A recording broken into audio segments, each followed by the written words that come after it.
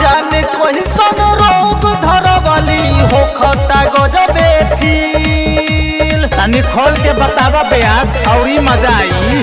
का जाने कइसन रोग धरवाली होखता गजबे फील है।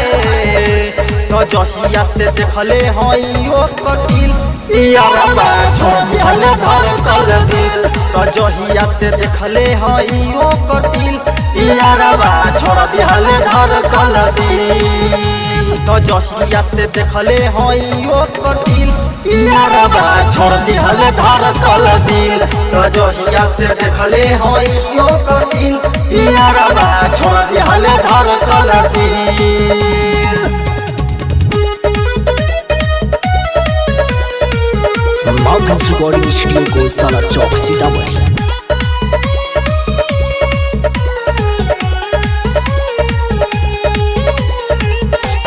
हमरा के लगे बोलैली रे कसके दबा के धइली रे। आई हो दादा और का भइल। हमरा के लगे बोलैली रे कसके दबा के धइली रे। झट से सवट के बटन खोलली पुछली का हो खाता फील।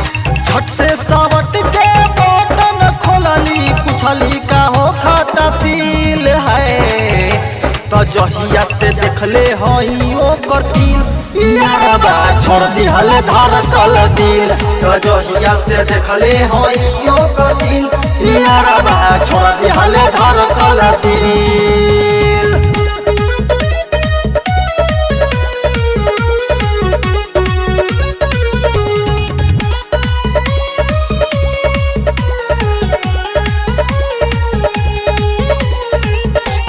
छुए के रह गइल पानी रे कहली कि बस कर जहानी रे।